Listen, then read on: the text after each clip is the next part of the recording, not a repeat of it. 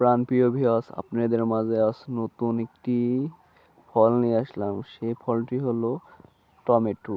এটি আমাদের বাংলাদেশের সবার পরিচিত একটি ফল। এই ফলটি দেখতে যেমন লাল, তেমনি ভিতরেও রসগুলো লাল। দেখতে অনেক তৃপ্তি আছে। দেখেন, এই ফলটি আল্লাহ তাআলার অশেষ নিয়ামত, যা মানুষের মাধ্যমে অনেক বিভিন্ন হাটে বাজারে এটি যারা লাগায় প্রচুর পরিমাণ ধরে। একটি গাছে কমপক্ষে 10-15 কেজি প্রতিদিন ধরে, সময় ছিঁড়ে আবার তারপরের দিন আরও 10-15 কেজি হয়ে যায়।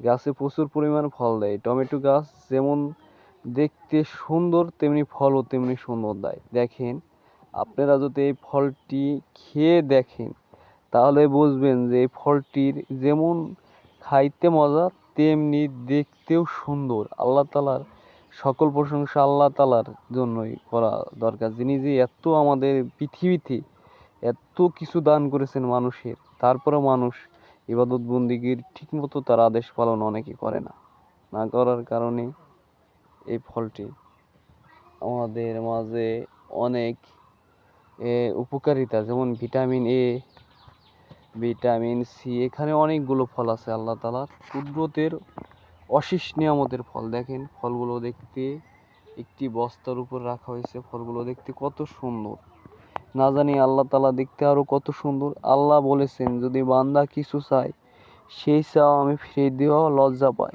তাই বলতে হয় লা ইলাহা ইল্লাল্লাহ মুহাম্মাদুর রাসূলুল্লাহ। সকল প্রশংসা আল্লাহ সর্বশক্তিমান। এটা মনে প্রাণে বিশ্বাস করি। তিনি সব স্তরে দেখেন, এটা মনে প্রাণে বিশ্বাস করি। তা প্রমাণ দেয় এই ফল। তিনি এই ফল দান করেছেন মানুষের মাঝে, তাই মানুষ এগুলো খেয়ে তার প্রশংসা করে এবং তার ইবাদত বন্দেগী করে। এই টমেটো ফলটি শুধু দেখতে সুন্দর না, এটি হাটে বাজারে বিক্রি করে, ক্রেতারা কিনে, এই সাধারণ পাবলিক ইটুন বিক্রি করে। এই টমেটো ভাতের সাথে, তরকারির সাথে বিভিন্নভাবে রেঁধে, কাঁচা, পাকা, বিভিন্ন অনুষ্ঠানে সালাদ বানিয়ে খাওয়া যায়। বিভিন্ন, যেমন মুসলমানে বিয়ে, জন্মদিন, বিভিন্ন অনুষ্ঠানে এই টমেটো সালাদ সবার কাছে প্রিয়। সবাই বলে যে আজকে কি রান্না করেছেন, বিরিয়ানি, গরুর গোশত, বিভিন্ন খাবার দাবার। এর সাথে কি সালাদ আছে? হ্যাঁ, আছে। সালাদ থাকলে আমাদের 1 পিস করে দিবেন, 2 পিস করে দিবেন, বা 1 মুঠ করে দিবেন, বিভিন্নভাবে দিবেন। যদি বিভিন্নভাবে দিয়ে, এই দেখেন এই অনুষ্ঠানে কি চাহিদা এই টমেটোর বৈশিষ্ট্যগুলো অনেক সুন্দর দেখতে। এবং টমেটো ফল বাংলাদেশের কৃষকরা বিভিন্ন মৌসুমে লাগিয়ে থাকে। বিশেষ করে শীতের মৌসুমে বেশি চাষ হয় এই টমেটো। শীতের মৌসুমে যাওয়া এই রোজার ঈদের পরেও টমেটো বাজারে প্রচুর পরিমাণ বিক্রি হয়। তাই এই টমেটো আমাদের বাংলাদেশের একটি গর্বখ্যাত ফল। এটা বিদেশেও পাচার করা হয়। বিদেশে পাচার করে বিভিন্ন অর্থ উপার্জন করে কৃষকরা।